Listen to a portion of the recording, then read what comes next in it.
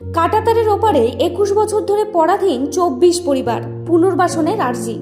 স্বাধীনতার ৮০ বছর পরেও ভারতীয় হয়েও কাঁটাতারের ওপারে পরাধীন জীবন কাটানোর অভিযোগ মালদার বাবুনগোলা ব্লকের চাঁদপুর গ্রাম পঞ্চায়েতের তালতলা গ্রামের ২৪টি পরিবারের।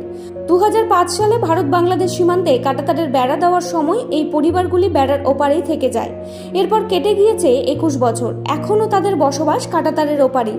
গ্রামবাসীদের অভিযোগ, ভারতীয় পরিচয়পত্র থাকা সত্ত্বেও নির্দিষ্ট সময় মেনে বিএসএফকে পরিচয়পত্র দেখিয়ে তাদের যাতায়াত করতে হয়। দিনে কয়েকবার যাতায়াত সম্ভব হলেও রাতের সময়ে অসুস্থতা বা জরুরি চিকিৎসার প্রয়োজন হলে চরম সমস্যায় পড়তে হয়। সন্তানদের পড়াশোনা থেকে শুরু করে নিত্যদিনের প্রয়োজনেও নানা প্রতিবন্ধকতার মুখে পড়তে হচ্ছে বলে দাবি তাদের। তালতলা গ্রামের একদিকে ভারত, অন্যদিকে বাংলাদেশ। এই এলাকার পুনর্ভবা নদী দুই দেশের সীমারেখার অন্যতম চিত্র।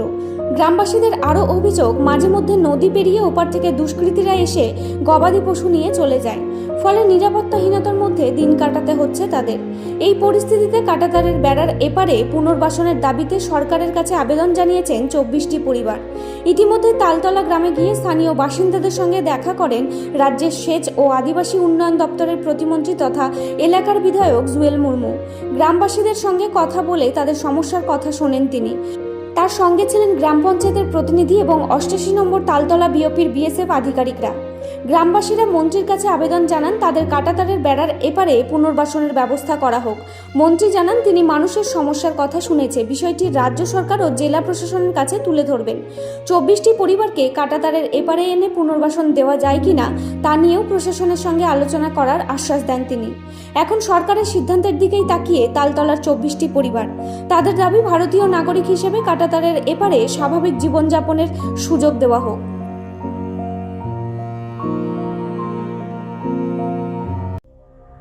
সংবাদটি নিবেদন করছেন স্বস্তিলোক উৎসব ভবন, গঙ্গারামপুর, দক্ষিণ দিনাজপুর। এইখানে কাঁটাতারের সমস্যা, আমরা পুরনো বসতি চাই মুখ্যমন্ত্রীর কাছে। তাই আমাদের এইখানে যাইতে আসতে খুব অসুবিধা। আধার কার্ড নিয়ে যেয়ে দাঁড়ায় থাকা লাগে ১ ঘন্টা দাঁড়ায় থাকা লাগে, তারপর এন্ট্রি করে আবার একটা ট্যাপে করে।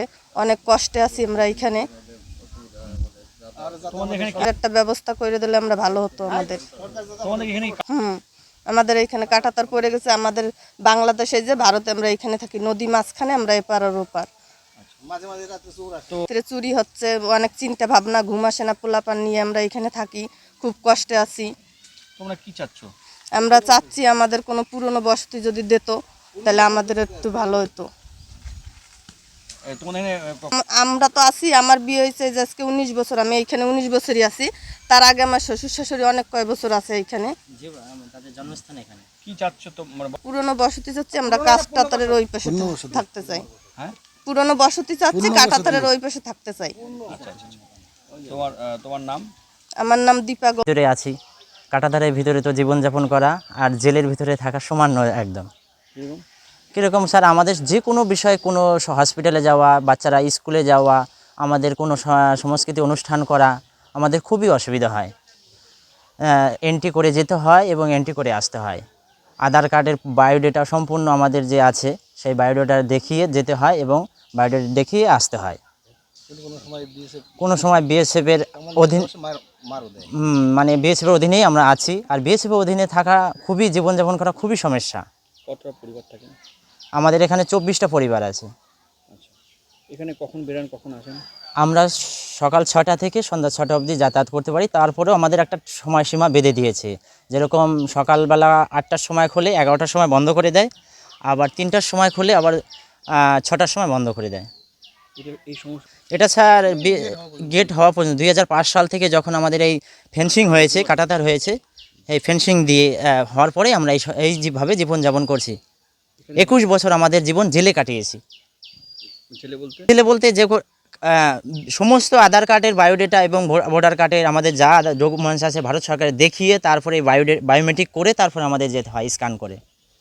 আমাদের নতুন সরকার মাননীয় জুয়েল মুর্মু মহাশয়কে বলা হয়েছে যে স্যার আমাদের এই সমস্যা থেকে সমাধানের একটা পথ খুলে দেন। সর্বোত্তম সুযোগ সুবিধা রয়েছে আতিথেয়তায়। সুপরিচিত স্বস্তিলোক উৎসব ভবন, অতিথিদের যে কোনো অনুষ্ঠানের জন্য উপযুক্ত ওয়ান স্টপ ডেস্টিনেশন। আমরা আপনার বিশেষ অনুষ্ঠানটিকে অবিস্মরণীয় করে তুলি। স্বস্তিলোক উৎসব ভবন, শিববাড়ি রোড, গঙ্গারামপুর, দক্ষিণ দিনাজপুর। ব্যুরো রিপোর্ট, উত্তর বাংলা সংবাদ।